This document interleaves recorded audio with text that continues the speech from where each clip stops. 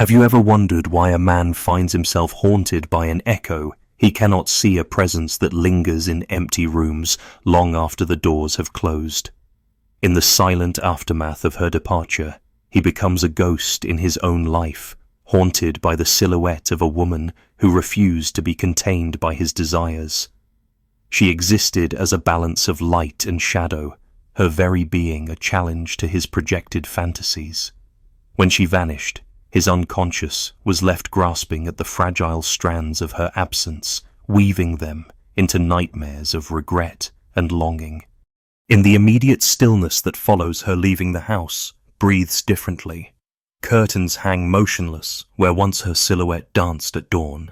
Her scent an alchemy of sandalwood sea salt, and something wild clings to corners like a stubborn memory. The rooms resonate with an emptiness more piercing than any argument that preceded her exit. He moves from room to room searching for traces of her laughter, only to find the hollow echo of his own voice. In Jungian terms, her departure fractures the boundary between persona and shadow, leaving him exposed to the disowned parts of himself that she once reflected back into his awareness. She was never his puppet.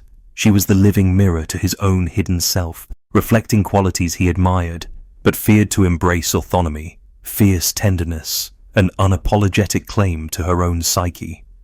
In relinquishing her, he inadvertently released the sacred tension between the anima and the animus within him. His psyche, deprived of that counterpoint, oscillates wildly between denial and obsession. Every photograph of her becomes a talisman, every message thread a shrine. Yet no amount of digital communion can resurrect the aliveness she embodied. Instead, these relics of her presence become corrosive reminders of what he failed to honor. You have felt this too when someone of true depth slips through your grasp. You replay conversations in your mind, passing each word for hidden meaning, each pause for an invitation you never saw. His mind becomes a labyrinth of might-have-beens, where every corridor leads to another echo of her absence. In his waking hours, he tries to structure his life into neat routines: morning coffee at the same table, the same commute, the same playlists. But the memory of her unpredictability, the curve of her smile that promised both comfort and challenge, shatters his carefully built regimen. His world, once scaffolded by certainty, now trembles under the weight of her unanchored spirit. From the vantage point of deep psychology, her disappearance triggers his shadow's uprising. Traits he once disowned: vulnerability, creative longing, the courage to say no, now surge to the surface in the form of bewildering dreams. In this nocturnal theatre, she appears as both savior and tormentor, a figure of radiant power who reproaches him for his lukewarm devotion to life. Night after night he wakes drenched in sweat, confronted by the silent accusation in her eyes. He becomes prey to his own unconscious, haunted by the spectre of his unlived possibilities. Yet there is a paradox here. Her absence is also the crucible in which his individuation can occur. In the void she leaves behind, he is compelled to confront the aspects of himself he projected onto her. If he dared to acknowledge his own capacity for self-love, his own creative spark, his own right to inhabit the world fully, he might transform this haunting into an opportunity. But most men, when confronted with such an invitation, recoil. They mistake pain for failure, the dissolution of attachment for personal defeat. Do you recognize this dynamic when your own attachments slip away? You may find yourself clinging to memories as though they were lifelines, yet every memory of her actualizes a phantom that cannot be grasped. Instead, you're confronted with the lingering question: what part of myself did I give away, expecting her to carry its weight? His ghosts are not hers. They are the projections of his own disavowed self, the unloved potentialities he unconsciously entrusted to her care. Consider the Stoic wisdom of Marcus Aurelius. The impediment to action advances action. What stands in the way becomes the way. In the aftermath of her exit, this haunting need not be a sentence, but a summons. If he can endure the discomfort of the unknown, sit with the restless emptiness, then the shadows that stalk him may evolve into guides rather than phantoms. The very features he once feared in himself, sensitivity, defiance of convention, emotional gravity can become the pillars of his rebirth. But such transformation demands courage. It demands that he stop idolizing her shadow and instead reclaim his own. It demands that he cease chasing a memory and begin pursuing his own soul's trajectory. Until he does, her absence will remain an unwelcome presence, a ghost he cannot banish by force or by denial. Only through the alchemy of inner work, shadow excavation, acceptance of his projections, and conscious self-creation can he dissolve the haunting and find release. In the hush that follows his midnight confessions, he finds himself pacing the edges of his own psyche, as though searching for the missing piece of a shattered mirror. Each footstep echoes in the cavern of his thoughts, conjuring reflections of her absence in every corner. He lights a solitary candle, its trembling flame mirroring the fragility of his resolve. Shadows dance across the walls, and in their flicker he glimpses fragments of what he once denied, a sensitivity that felt too tender, a hunger for authenticity that threatened his carefully guarded facade. He realizes that the very darkness he feared is the womb of his becoming the fertile soil in which his wounded self might take root and flourish. There is a scene in his dreams where she stands at the edge of a forest half enveloped by mist, her arm extended as if inviting him to follow. He hesitates at the threshold, torn between the safety of the familiar and the perilous promise of transformation. In that liminal moment, his shadow, the part of him he has refused to see, unfolds like an ancient map leading toward an inner kingdom he refused to explore. You know this map. You have felt its pull when you've avoided the voice within you that dares to speak of longing, of fierce autonomy, of the right to be both gentle and unstoppable. In her silence, she speaks a language that he must decipher one syllable at a time, or remain lost in the labyrinth of his own making. He finds himself scribbling questions on scraps of paper. What did I give away when I surrendered to her grace? Which parts of my soul echoed her voice so loudly that I no longer heard my own? Each question is a key, but he is reluctant to turn the lock. The fear of encountering his own unclaimed power is greater than the ache of loneliness. Yet even as he resists, the answers begin to coalesce in quiet moments during his solitary run at dawn, when the rhythm of his breath becomes a prayer to the rising sun. In the cramped stillness of the subway, when the faces around him blur into a collective anonymity that both comforts and chills him. In these fragments, he senses the contours of his own psyche waiting to be reclaimed. You may have noticed how absence can be more revealing than presence, how the void casts into sharp relief the contours of your desires and defenses. He too feels the contrast between her vibrant absence and the shrouded expanse of his own inner world. And so he turns to the practice of shadow work, the age-old ritual of daring to light up the dark recesses of the self. He sits before his reflection, not with the intention of polishing a tarnished ego, but with the determined curiosity of a detective unearthing hidden clues. He honors each tremor of discomfort, knowing that beneath it lies a buried treasure, a part of his creativity, compassion, or courage that he once relinquished to appease a frightened self. At times, the process feels like standing in a storm without an umbrella, exposed to the relentless downpour of unprocessed emotion. Waves of grief, regret, and impotent rage crash upon him, threatening to pull him under. But each time he emerges from these depths, gasping for air, he carries with him a fragment of newfound clarity. The storm does not subside overnight, but with every passing night its fury diminishes, and the currents begin to guide him rather than drown him. In this way the haunting transforms. She is no longer a phantom, tormenting him, but a silent mentor, guiding him toward wholeness. There is, too, an elemental shift in his relationship with desire. In her absence he learns that longing is not a hollow ache, but an invitation to create. The garden of his heart, once entwined with her presence, now beckons him to plant seeds of his own choosing.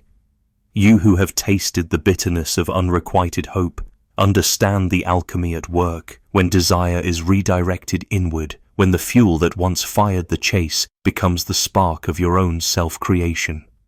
he discovers that the chase itself was never about her. It was about filling a void he mistook for emptiness. Now, with each intention he sets, he becomes the artist of his own becoming. Gradually, his world reshapes. The same rooms that once felt haunted by her shadow become sanctuaries of reflection. He arranges books on Jung, Seneca, and Epictetus next to journals filled with his own insights. He meditates on the principle that what you resist persists, allowing once scary images of his own potential to surface and dissolve their power over him. Day by day, her ghost recedes into the background, not because she has lost her significance, but because he no longer needs her to light the way. And you witness this alchemy too in your own life, when you realize that absence can be the catalyst for self-possession rather than self-destruction. You understand that to be haunted is to be beckoned by the unclaimed parts of your soul. In stepping toward that beckoning, you learn the ultimate paradox. Detachment is not withdrawal, but the most profound form of engagement. You stop chasing a shadow and begin embodying your own light. In the quiet aftermath of his shadow work, new questions emerge subtler, more insistent. What projected fantasies did he clutch so tightly that they eclipsed her reality? How many times did he praise her independence in public, only to resent it in private? The line between admiration and ownership blurred, and in her departure, the truth of his contradictions burned bright. He realizes that the very attributes he exalted, her spontaneity, her unfiltered emotion, her sovereign will, became the measure against which he judged his own timid heart. And when she dared to demonstrate those qualities independently of him, his ego faltered, lashing out with resentment he barely acknowledged. In the theater of his mind, he replays the moments when he celebrated her power, but only from a safe distance. He recalls inviting her into his ideas of herself, sculpting her identity from fragments of his desires, as though she were a living clay effigy to be molded at will. You've seen this dance, the seductive lure of shaping another's story, the comfort of a companion who mirrors your yearnings, until one day the mirror turns back. In her refusal to remain a reflection, he confronted an unvarnished authenticity that threatened the carefully curated image of himself as benevolent admirer. As the third act of this psychological drama unfolds, he deciphers the language of his animus, the masculine principle within him that both attracted and repelled her vitality. His animus demanded clarity, a relationship defined by rigid roles, protector and protected giver and receiver. Yet she valued a partnership of equals, a dance of dual sovereignty. When he sought to resurrect archaic hierarchies in moments of fear, expecting gratitude for the simplest acts of kindness, he inadvertently smothered the very autonomy he admired. In the ruins of his expectations, she slipped away, leaving him to confront the hollow center of his own entitlement. You know the ache that follows when you demand from love what only your own soul can give. In his loneliness, he grapples with the paradox that love is both a gift and a mirror. His agony is not born of losing her, it is born of losing sight of himself. Every pang of longing pulses with the question, who am I without this projection to anchor me? The answer lurks beneath layers of conditioned approval, where he learned to tether his worth to the validation of another. Turning inward, he begins to chart a new relational map, one that honors the distinction between love as union and love as ownership. He studies the ancient Stoics, learning that true freedom arises when desire aligns with virtue, not with cravings for confirmation. Epictetus reminds him that it is not things themselves that disturb us, but our judgments about them. Thus, his next frontier is to recalibrate his judgments, to disentangle appreciation of her essence from the expectation of her presence. In the solitude of his journal, he composes a letter to her shadow, the amalgam of all the projections he once inscribed upon her spirit. He writes not to send it, but to excavate the emotions he suppressed: jealousy, fear of abandonment, the desperation to feel needed. Each phrase of self-revelation loosens the grip of his unconscious impulses. He pours ink onto the page as though exorcising the ghosts that linger in his blood. This ritual, more daunting than any confrontation with her living form, becomes a covenant with his own integrity. Soon his environment shifts in response to his inner alignment. The objects he once associated with her, her favorite pen, the book she lent him, the coffee mug she left behind, transform from triggers of longing into sacred relics of self-discovery. He doesn't discard them. He repurposes them as signposts marking his journey. The pen becomes a tool for writing his own narrative. The book evolves into a companion in solitary reflection. The mug serves as a reminder that every morning he still has the power to choose himself.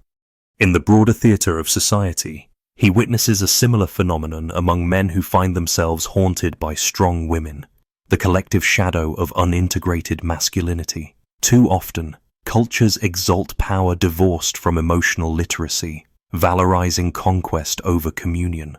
When a woman embodies the archetype of the sovereign spirit, men who have not reconciled their own inner partnerships recoil.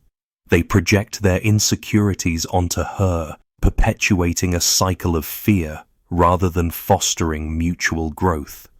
This dynamic writ large underscores why her disappearance becomes a symptom of a deeper societal malaise, a refusal to honor the union of masculine and feminine within each person. You too recognize this tension in your life and the lives around you, the way powerful women are simultaneously revered and resented, uplifted and undermined.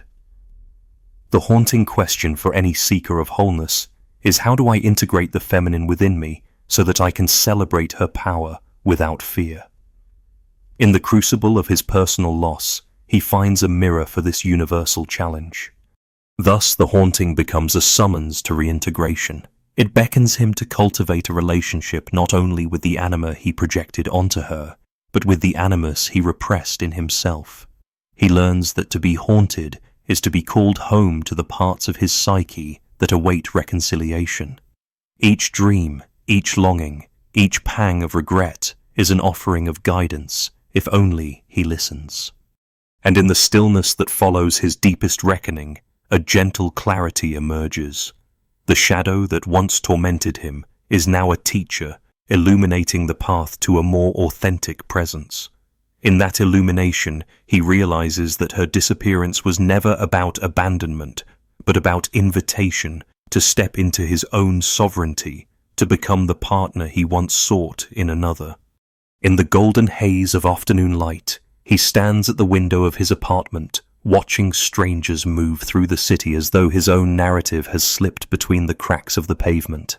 He senses her silhouette in every passerby, the way a woman tucks a strand of hair behind her ear, the subtle curve of a smile that arrives unannounced, the confident tilt of a chin that speaks of untold stories.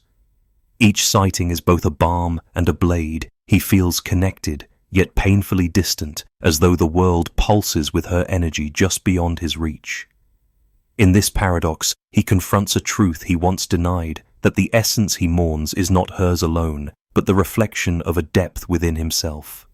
He begins to assemble a new ritual of remembrance, not one that clings to her absence, but one that honors her legacy as a catalyst for his own awakening.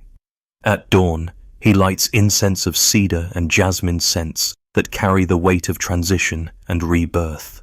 He traces circles in the air with his hand, envisioning protective wards around his heart.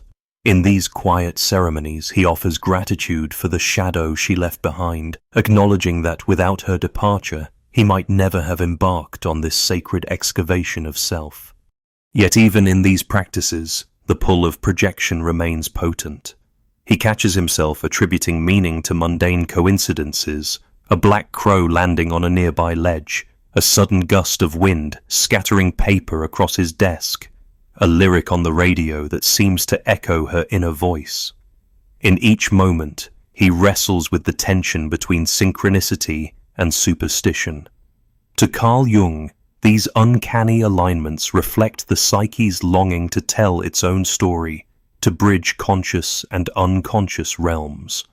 But for him, they can also become a prison of expectation, a trap of endless interpretation, that forestalls real action. You've experienced this dance, the seduction of signs that promise wisdom, yet risk entangling you in a web of restless analysis. He resolves then to temper his quest for meaning with grounded discipline. He resumes his morning runs with renewed purpose, feeling the rhythm of his feet against the earth as an anchor to reality. He studies Seneca's letters on tranquility, reminding himself that we suffer more often in imagination than in reality. Each line becomes a mantra, muting the cacophony of inner critics that insist he remain tethered to her memory. In these balanced moments, he begins to notice something remarkable. The space she left is filling not with absence, but with potential. The empty desk in his study, once a ghostly altar to their conversations, now hosts sketches of his own creation, abstract shapes that feel like the doorways to new dimensions of thought. The solitary mug, repurposed from a relic of her presence, becomes a vessel for his own morning tea rituals, a small testament to the daily choices he makes in service of himself. There is a scene in a dream where he walks through a garden at twilight, each plant glowing with an inner light. She stands at its center, but no longer as a distant figure shrouded in mist. Instead, she dissolves into petals that swirl around him, merging with the paths beneath his feet. In that moment, he grasps the alchemical secret that shadow and light are inseparable, that her essence has always been part of his own composition. He wakes remembering the scent of jasmine, his heart buoyed by a knowing that unity lives within division. Still, the final surrender to inner freedom is a threshold he hesitates to cross. The old parts of him, the seeker of external validation, the appeaser of others, resist the assertion of sovereignty.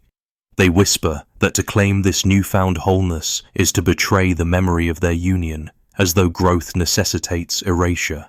But he learns through the echo of her unbound spirit that true love is expansive, not exclusive. It does not diminish the past, it transforms it into a cornerstone of self-empowerment. You who have walked the tightrope between devotion and self-abandonment, recognize the pivotal moment when attachment finally loosens its grip. It is the instant when you realize that the chasm between you and your own soul is the very gateway to liberation. For him, that instant arrives in a simple breath, drawn at noon, in a conviction that he no longer needs her shadow to define his value. He closes his eyes and feels the pulse of his own life coursing through every vein, unmediated by longing, untempered by regret. The world outside continues its endless dance of arrivals and departures, but his internal rhythm has settled into a steady cadence. He no longer scans the streets for traces of her silhouette. Instead, he walks among the crowds unburdened and unafraid, embodying the integrated balance of Anima and Animus within himself. Each step is both a salute to her influence and a proclamation of his self-possession. In this unity of opposites, he glimpses the final lesson of her haunting, that absence is not a void to be filled by another, but a mirror reflecting the undiscovered territories of one's own heart. When he truly understands this, her shadow no longer chases him. It dances beside him, a silent companion in the unfolding story of his own becoming. As evening settles, he finds himself drawn to the piano in the corner of the living room, an instrument, long silent, its keys gathering dust as though waiting for permission to sing again. Tentatively, he lifts the lid and lets his fingers hover above the ivory. In the first hesitant note, he feels the tremor of his own vulnerability, the same tremor that once inspired awe in her presence. As the melody unfolds, imperfect, tentative, yet achingly sincere, he recognizes that creativity is not a gift reserved for the muse, but a birthright of his own soul. The music echoes through the rooms she once inhabited, yet it carries no longing for her return. Instead, it celebrates the liberated sound of his reclaimed voice. In this reclamation, he encounters the final vestiges of his old armor, the compulsive need to perform to earn applause, to prove his worth through external validation. Across the threshold of the piano bench, he faces the choice to play for an imagined audience or to play for the simple joy of creation. He recalls Carl Jung's notion of the transcendent function a bridge between conscious intent and unconscious inspiration. When he allows the music to arise spontaneously without judgment or expectation, he feels the two halves of his psyche entwine in harmony. The haunting motif that once belonged to her becomes the seed of his own composition, transforming from echo into origin. You know this moment when you choose authenticity over approval, when the flame of your inner fire burns brighter than the spotlight of others. He reaches the crescendo of his impromptu piece and releases the final chord, letting it dissolve into silence. In that silence, he senses her absence, not as emptiness, but as fertile ground. The spaces between the notes are where his soul took root unshackled from the projections he once cast upon her. Night deepens, and he retreats to the balcony, the city lights stretching out like constellations beneath him. He pours a glass of water, the liquid catching the glow of street lamps. He hears distant laughter from neighboring apartments and recognizes in it the continuity of life's unfolding story, a story in which he is but one voice among many. Yet, in this vast chorus, he feels his own tone resonate with clarity. It is neither hollow nor dependent. It is the timbre of a man who has faced his own shadows and emerged with a deeper sense of purpose. He reflects on the lessons that emerged from this crucible of absence. The first, that the woman who leaves is not a villain, but a catalyst, a mirror that returns to the psyche what the ego cannot hold. The second, that haunting is not punishment, but invitation, a call to bridge the gap between projected fantasy and embodied reality.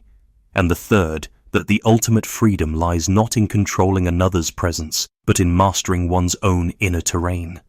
In the quiet of his mind, he also encounters compassion for himself. He forgives the moments when his fear led to constriction, when his insecurity masqueraded as criticism, when he resented her for shining a light on his own inadequacies. Through this forgiveness, he releases the residual tension that kept his heart clenched. He can now love without needing to possess, appreciate, without needing to define and create, without needing to compete. You who have trembled under the weight of your own need to be seen, understand the sweetness of being yourself when no one else is watching. His journey through her shadow has taught him that real sovereignty is not the absence of attachment, but the mastery of it. He no longer fears falling, for he knows that within the void there is always the potential to soar. As midnight approaches, he writes in his journal one final question for this chapter. How will I honor this transformation tomorrow? His answer is a simple vow to embrace the unknown with curiosity rather than fear. He closes the journal and places it on the nightstand, the pen resting atop its pages like a seal of commitment. In the final act before sleep, he dreams not of her ghost, but of himself as an oak tree standing firm against the wind, roots deep in the earth, branches reaching skyward, leaves rustling with acceptance. She appears only as a gentle breeze caressing his limbs, reminding him that connection is a dance of two autonomous spirits, not chains forged of longing. When he awakens, he does not reach for his phone to search her name. Instead, he rolls out of bed, feels the stretch in his muscles, and breathes in the dawn. His shadow and his light move together within him, no longer at odds, but in concert. In this unity, he discovers a resonance that transcends absence, the quiet, unshakable truth that he is whole. In the gentle light of dawn's afterglow, he steps onto the rooftop terrace, the city still stirring beneath a haze of early morning mist. In this suspended hour, time itself seems to hold its breath, offering him a moment of true presence. He inhales deeply, tasting the cool air, and feels the pulse of life within his veins, steady, undeterred by the ebb and flow of attachment. In this newfound equilibrium, he recognizes the profound truth that freedom is not forged in the absence of connection, but in the mastery of one's inner horizon. As the sun's first rays crest the skyline, he reflects on the arc of his journey, from the haunted dusk of her departure to this luminous dawn of self-possession.